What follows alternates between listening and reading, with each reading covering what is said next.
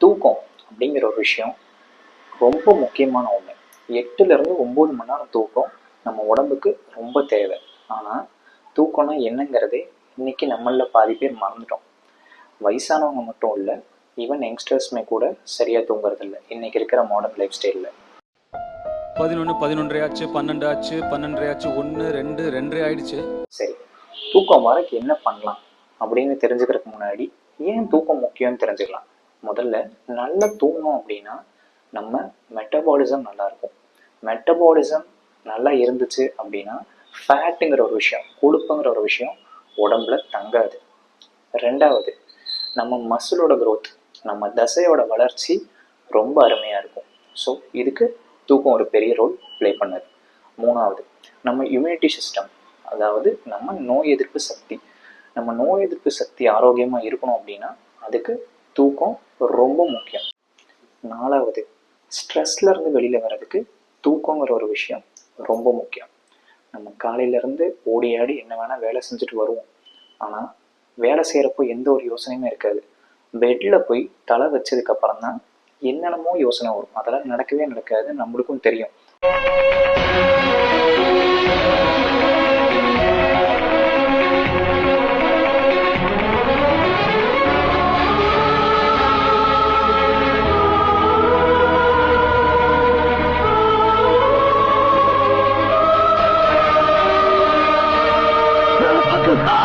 அந்த பெட்டில் தான் தேவையில்லாத யோசனை வரும், அது உங்கள் தூக்கத்தை ஸ்பாயில் பண்ணும்.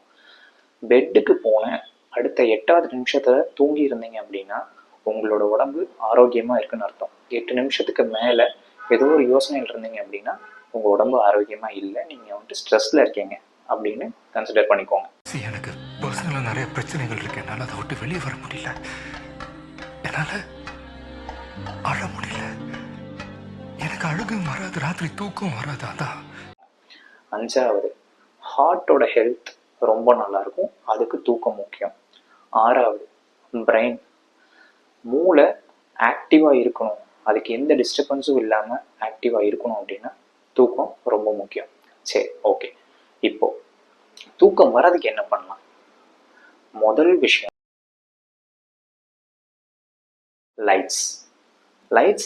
லைட்ஸில் எப்படி தூக்கம் வரும்? லைட்ஸ் இல்லாமல் இருந்தால் தூக்கம் வரும்னு சொல்ல வரேன்.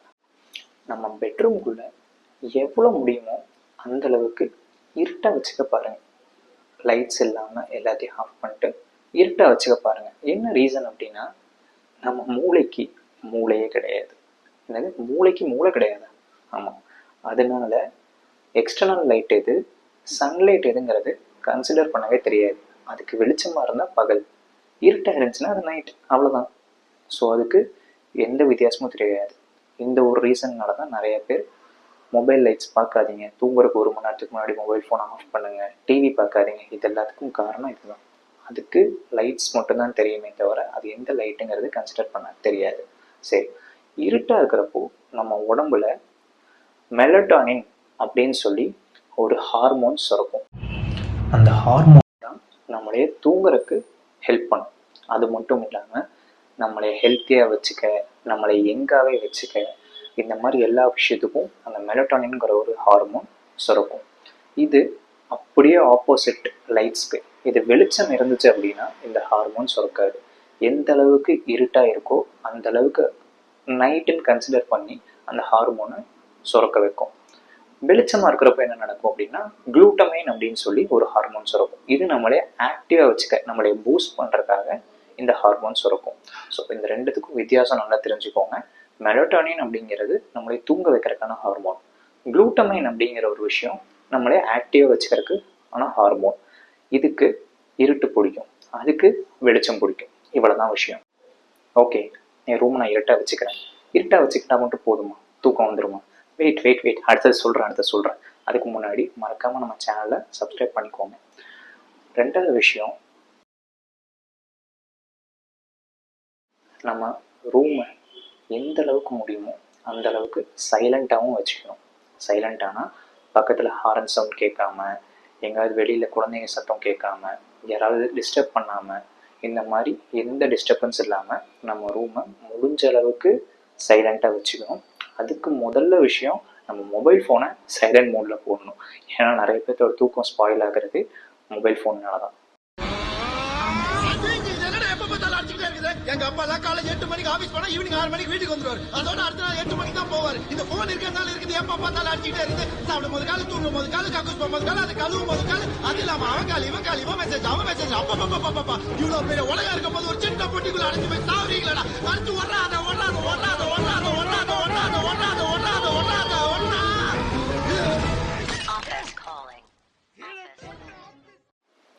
மூணாவது விஷயம் டெம்பரேச்சர். என்னது டெம்பரேச்சரா? டெம்பரேச்சர் இப்படி தூக்கத்துக்கு ஹெல்ப் பண்ணும், கண்டிப்பாக பண்ணும்.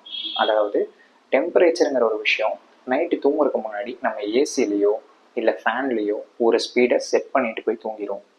கொஞ்சம் சில்னஸ் அதிகமாகும். மிட் நைட்டில் எந்திரிச்சு போய் ஆஃப் பண்ணுவோம்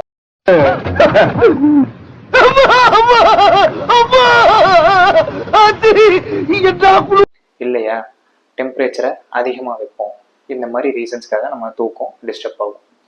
ஸோ தூங்குறதுக்கு முன்னாடியே நம்மளுக்கு என்ன டெம்பரேச்சர் செட் பண்ணணுமோ மாடரேட்டாக செட் பண்ணிட்டு எந்த ஒரு டிஸ்டர்பன்ஸும் இல்லாமல், டெம்பரேச்சரில் எந்த ஒரு டிஸ்டர்பன்ஸும் இல்லாமல் தூங்குனேன் அப்படின்னா இதுவும் ஒரு பெரிய ரீசன் நம்ம டிஸ்டர்பன்ஸ் இல்லாமல் தூங்குறதுக்காக. சரி, நாலாவது ரொம்ப முக்கியமான ரீசன் டைமிங்க. எல்லாரும் சொல்கிற மாதிரி நீயும் 8 மணிக்கு தூங்கணும் 9 மணிக்கு தூங்கணும்னு சொல்ல போறியா அப்படின்னு கேட்குறீங்களா?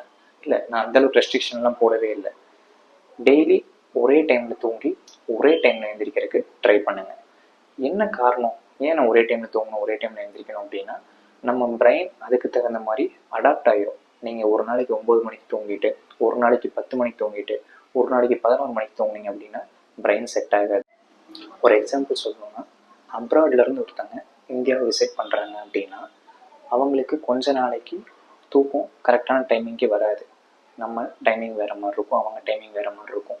அங்கே அவங்க செட் ஆகிட்டு வந்திருப்பாங்க, இங்கே செட் ஆகிறதுக்கு லேட் ஆகும். அதே மாதிரி தான் நம்ம பிரெயினுக்கும். இன்றைக்கி ஒரு டைம் நாளைக்கு ஒரு டைம் தூங்குனீங்க அப்படின்னா அதுக்கு எந்த டைம் நைட்டுங்கிறதே மறந்துடும். ஸோ முடிஞ்ச அளவுக்கு வீக்கெண்ட்ஸில் கூட ஒரே டைமில் தூங்கி ஒரே டைமில் எந்திரிக்கிறதுக்கு ட்ரை பண்ணுங்கள். நைட்டு 10 மணிக்கு தூங்குனீங்கன்னா 10 மணி, காலையில் அதே மாதிரி 5 மணிக்கோ 6 மணிக்கு எந்திரிச்சிங்கன்னா ரெகுலராக அந்த 5 மணி 6 மணிக்கு எந்திரிச்சிங்க அப்படின்னா பிரெயினே அலாரம் மாதிரி உங்களை ரெகுலராக 6 மணிக்கு எழுப்பி விட்ரும். நைட்டு 10 மணிக்கும் போது உங்களுக்கு தூக்கம் வந்துடும். இதை ரெகுலராக ஃபாலோ பண்ணுங்கள். இதை ஃபாலோ பண்ணாலே உங்கள் தூக்கத்தோட டைமிங் சரியாயிடும். ஸோ அந்த மிட் நைட்டில் முடிச்சுட்டு இருக்கிற வேலையெல்லாம் கொஞ்சம் அவாய்ட் பண்ணுறதுக்கு இது ஒரு முக்கியமான ரீசன். ஓகே, அஞ்சாவது முக்கியமான விஷயம் ஃபுட்டு. அப்போ சாப்பிடவே வேணாம்னு சொல்ல வரீங்களா? இல்லை, சாப்பிட்றத அளவாக சாப்பிடுங்கன்னு சொல்ல வரேன்.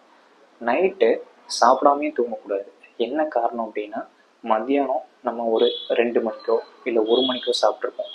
அதுலேருந்து ஒரு 10 மணி வரைக்குமே பெரிய கேப். அந்த 10 மணிக்கும் நம்ம சாப்பிடாம அடுத்த நாள் காலையில் எந்திரிச்சு ஒரு 8 மணிக்கோ 7 மணிக்கோ சாப்பிட்றீங்க அப்படின்னா எவ்வளோ பெரிய லாங் டிஸ்டன்ஸ் இருக்குன்னு பார்த்தீங்களா?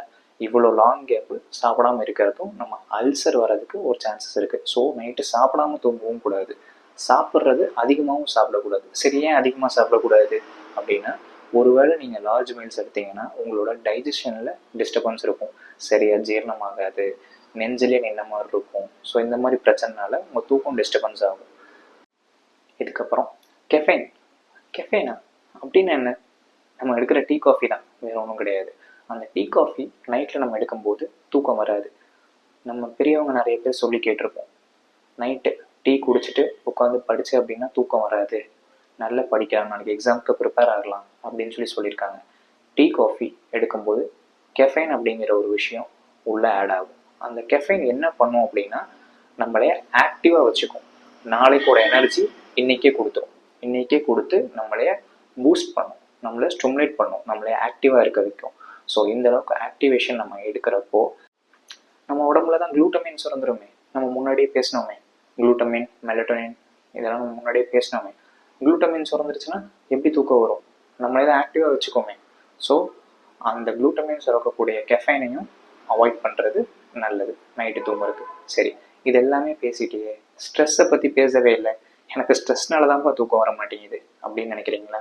இது எல்லாத்தையுமே ட்ரை பண்ணுங்கள், ஸ்ட்ரெஸ்ஸை அவாய்ட் பண்ணலாம். இதை விட எனக்கு ஸ்ட்ரெஸ்ஸை பற்றி ஒரு தனியாக வீடியோ வேணும் அப்படின்னு கேட்டிங்கன்னா எனக்கு கமெண்ட் பாக்ஸில் ஸ்ட்ரெஸ் அப்படின்னு சொல்லி ஒரு கமெண்ட் மட்டும் பண்ணுங்கள்.